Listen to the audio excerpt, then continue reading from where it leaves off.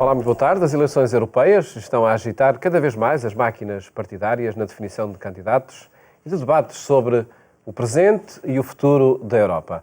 Um tema que vamos analisar daqui a pouco com o Eunice Lourenço, chefe de redação da Renascença, depois de lhe mostrarmos assuntos da atualidade, hoje com destaque para a cimeira sobre a proteção de menores que decorre no Vaticano e que está, por certo, no centro da Semana do Papa. Cari fratelli e sorelle, buongiorno.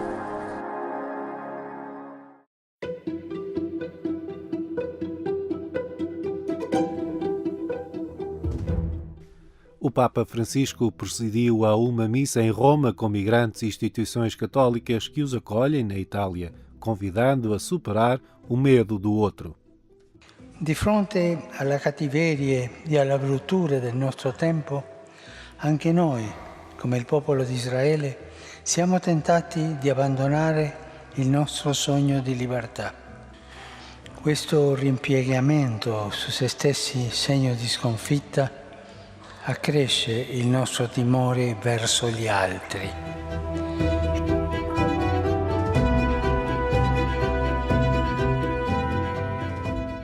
Já na Casa de Santa Marta, o Papa falou da calamidade das guerras como o dilúvio dos tempos atuais, que afeta sobretudo os mais carenciados e desfavorecidos da sociedade. Io non credo che i nostri tempi siano migliori dei tempi del diluvio. Non credo.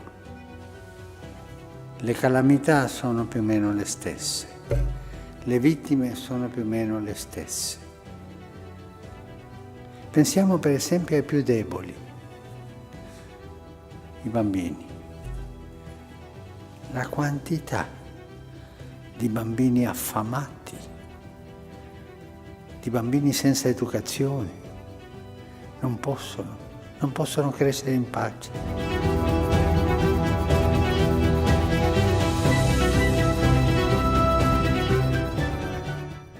A audiência geral foi dedicada a Deus, Pai que está nos céus, com uma bênção especial para os peregrinos portugueses e um pedido de oração por ocasião da festa da Cátedra de São Pedro, esta sexta-feira, celebração que simboliza a unidade da Igreja Católica.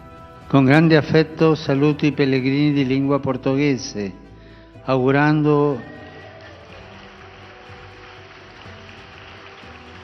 a voi tutti di rendervi sempre conto di quanto la vita sia davvero un dono meraviglioso. Vegli sul vostro cammino la Vergine Maria e vi aiuti ad essere segno di fiducia e di speranza in mezzo ai vostri fratelli. Su di voi e sulle vostre famiglie scenda la benedizione di Dio. Pregate per me e per il mio ministero, anche per Papa Benedetto, affinché confermi sempre e ovunque i fratelli nella fede. Grazie. E non dimenticatevi di pregare per me. Arrivederci.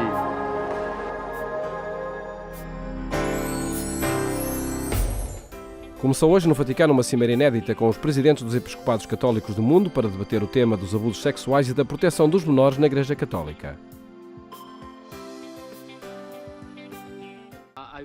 A necessidade de reforçar a proteção de menores na Igreja Católica leva ao Vaticano presidentes das conferências episcopais de todo o mundo por iniciativa do Papa Francisco.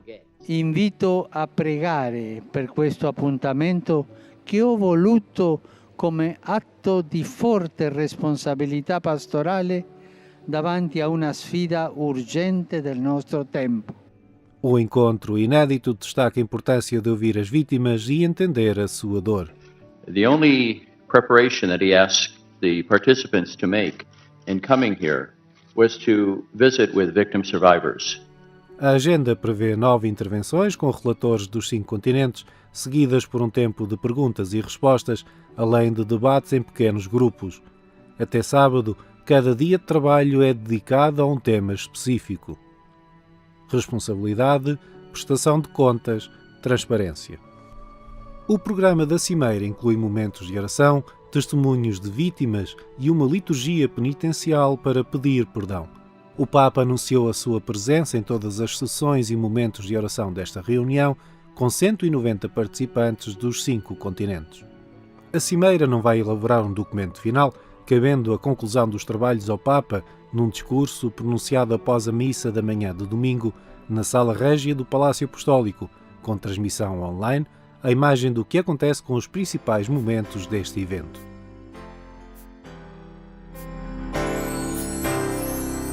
Dom Manuel Clemente vai participar num encontro sobre proteção de menores no Vaticano depois de ter falado com uma vítima.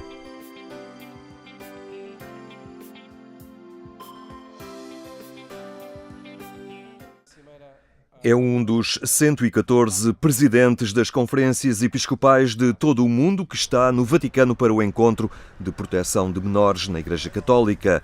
Um encontro inédito nos ambientes da Santa Sé, no qual Dom Manuel Clemente tem muita expectativa e afirma o compromisso pessoal e de todos na procura de soluções para prevenir e tentar resolver um problema grave. O Papa Francisco, em muito boa hora, quis alargar, à Igreja Mundial de uma maneira mais intensa, com esta convocação, a sua preocupação e o seu empenho em ultrapassar e resolver um problema que é um problema grave e que precisa ser resolvido. E, como se diz bem, se fomos parte do problema, agora temos de ser parte da solução.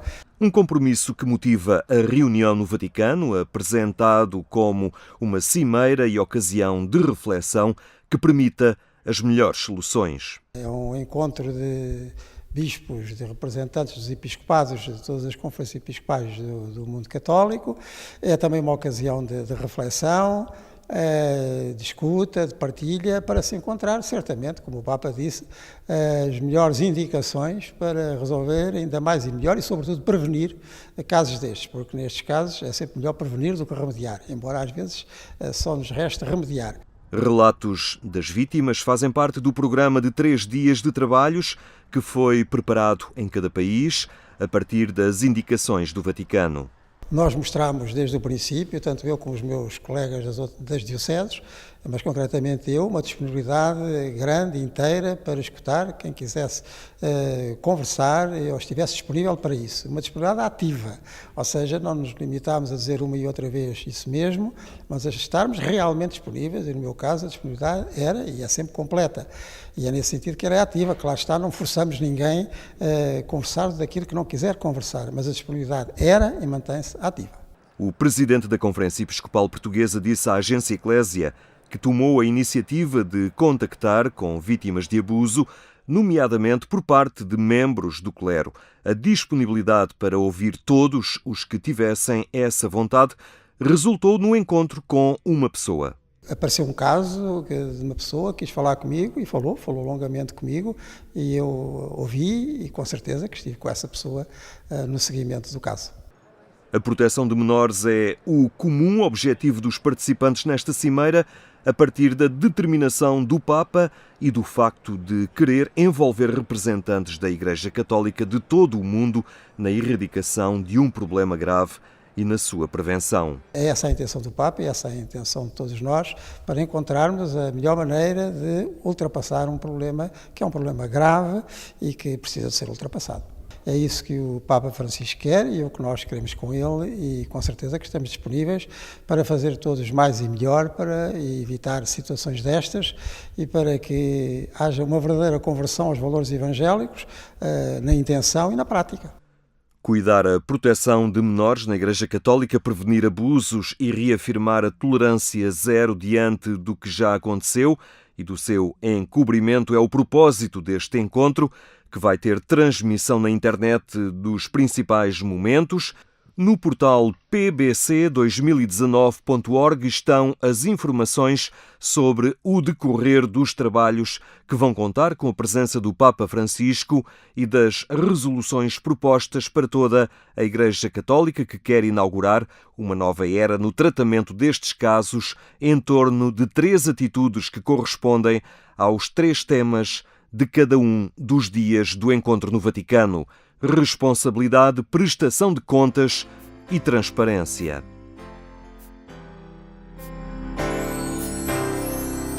Foram dias de missão na Serra Algarvia. A Missão País passou por Monchique.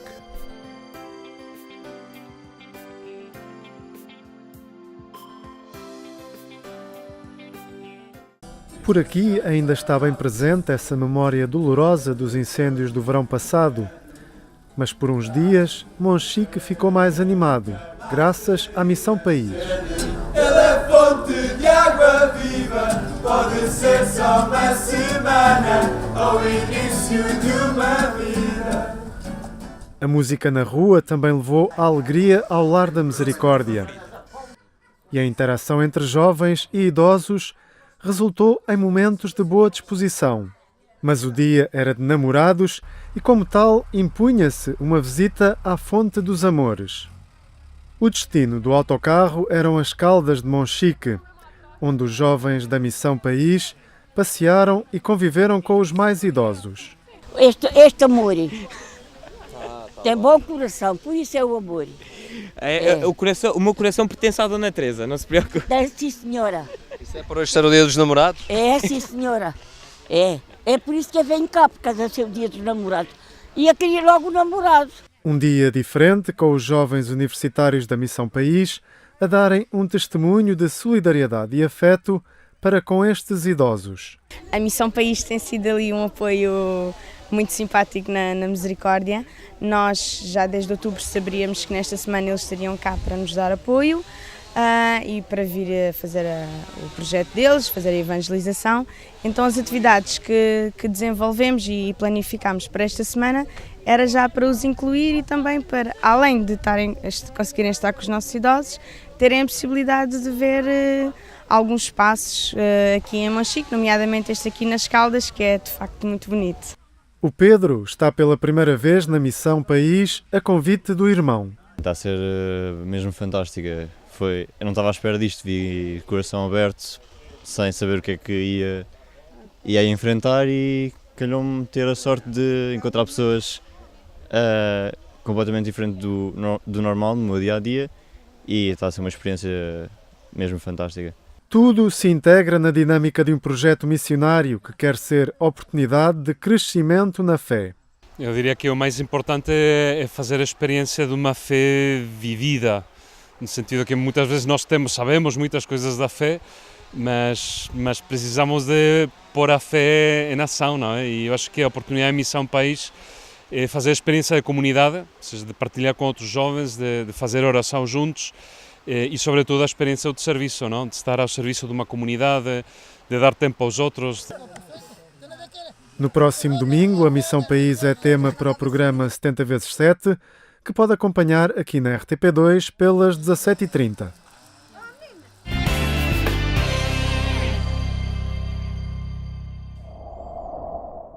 Um tema que acompanhamos nestes dias no portal da agência Eclésia. Falamos agora sobre a Europa e as eleições para o Parlamento Europeu, que vão decorrer em maio. É convidada do programa Eclésia Eunice Lourenço, chefe de redação da Renascença. Boa tarde, Eunice. Obrigado por estares neste programa. Quando esteve no Parlamento Europeu, o Papa Francisco apelou à centralidade da pessoa neste projeto europeu, que pode ser, sobretudo, económico e, sobretudo, que pode deixar quem quer chegar à Europa fora de fronteiras. Até que ponto as eleições europeias são a ocasião para debater também esses temas?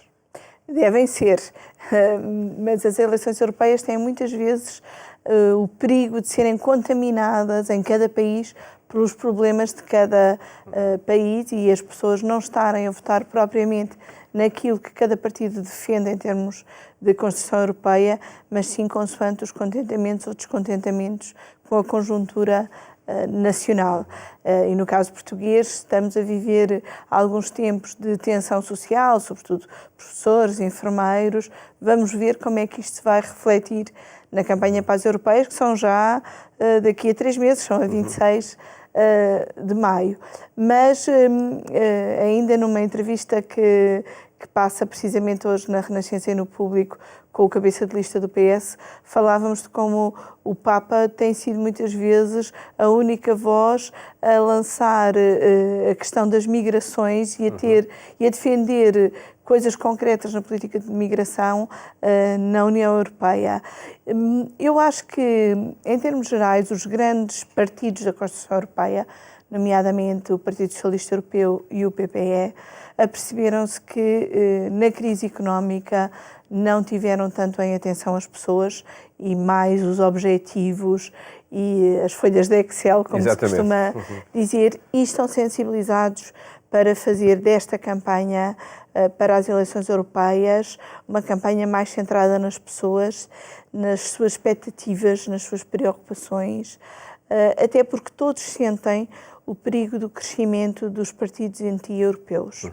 Pode ser uma das marcas, de facto, destas eleições para o Parlamento Europeu, a tentativa de ocupar mais lugares para que, de facto, tenham um maior relevo os partidos eurocéticos? Sim, a Comissão Europeia divulgou esta semana uma sondagem de como é que seria o Parlamento Europeu se as eleições fossem hoje, e esses dois grandes partidos da construção europeia, o PSE e o PPE, não teriam 50% do Parlamento Europeu. Dos partidos tradicionais, só os liberais é que conseguem subir um bocadinho. Depois há uma subida generalizada de partidos, tanto à esquerda como à direita, radicais e anti-europeus, o que é um bocadinho um contrassenso de corrermos o risco de termos as instituições europeias com uma grande presença de quem é contra a construção europeia. E, sobretudo, a leste, países como a Hungria, como a Polónia, que estão nas raias, para não dizer que estão a ultrapassar alguns dos princípios da União Europeia, vai colocar-se muito a questão de como atuar.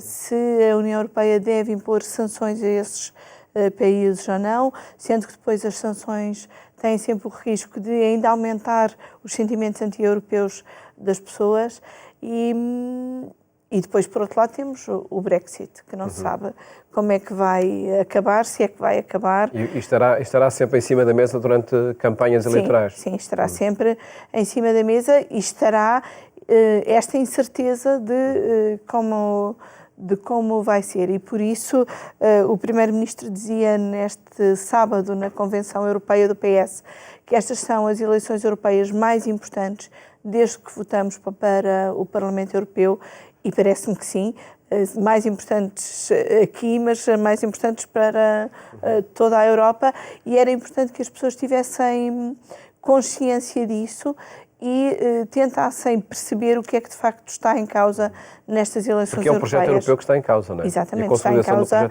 o próprio projeto europeu, a sua continuidade, ou pelo menos a sua continuidade tal como o conhecemos, e a própria ideia de solidariedade europeia e desta Europa que durante tanto tempo foi, no fundo, o luzeiro dos direitos humanos, mas que começa a ter muitos sinais muito preocupantes. Não podemos querer uma Europa de paz e unida e votar em partidos que não acreditam nesse projeto. Sim, e que não acreditam nesse projeto por questões, assim simplificando, egoístas. E, portanto, é preciso olharmos muito para as palavras do Papa, para tudo o que o Papa tem dito sobre a Europa e voltar a esse discurso do Papa no Parlamento Europeu. Está lá um bom programa. Será sempre um bom programa para cada um pensar e escolher o que fazer nestas eleições europeias. Que importância terão também os acontecimentos em Paris, manifestações sucessivas e a própria credibilidade do presidente francês? Está ainda por se perceber que efeitos isto vai ter na credibilidade de Macron, que parecia ser aquele novo líder que a União Europeia estava a precisar e que os últimos meses, com as manifestações dos coletes amarelos, têm dificultado a vida. Macron ainda não conseguiu dar a volta à situação. Depois, há outra situação também muito preocupante em França, que é a onda de antissemitismo. Felizmente houve uma grande manifestação contra essa onda antissemita, mas é uma coisa que tem acontecido já de forma consistente ao longo dos últimos anos. É este sentimento antissemita que fez com que muitos judeus tenham migrado de França, e isso é sempre preocupante, porque é sempre preciso não nos esquecermos que para nós pode parecer longe os tempos da Segunda Guerra Mundial, mas em termos históricos foi anteontem e corremos sempre o risco de voltarmos a tempos que foram muito maus para as pessoas e para a Europa. E hoje, com mais facilidade, vemos emergir populismos... Sim, como se não tivéssemos aprendido nada com a história. Uma última questão, quem é eleitor, onde é que deve focar as suas atenções? De que forma é que interessa informar-se ao longo deste tempo de pré-campanha e campanha? Primeiro, conselho voltar a esse discurso do Papa Francisco. Depois, perceber o que é que cada partido defende, de facto, em termos europeus, porque também nós temos partidos que têm um discurso anti-europeu, que são contra as instituições europeias, contra a participação de Portugal nas instituições europeias. E depois termos o cuidado de não nos focarmos demasiado na politiquice politiqueira, na trica entre candidatos sobre o passado de cada um, seja o passado governamental, seja o passado mesmo como deputado europeu, que, por exemplo, o passado governamental do candidato do PS ou o passado no Parlamento Europeu do PSD. E focarmos-nos mais naquilo que cada partido defende para a União Europeia. Nas ideias que estão de facto a votos. Eunice, muito obrigado por ter estado aqui no programa Eclésia a comentar enfim, o começar do debate em torno das eleições europeias. Mais logo, é na Antena 1 que lhe fazemos companhia, quando forem 22h45. Desejo-lhe uma ótima tarde. Até amanhã, se Deus quiser.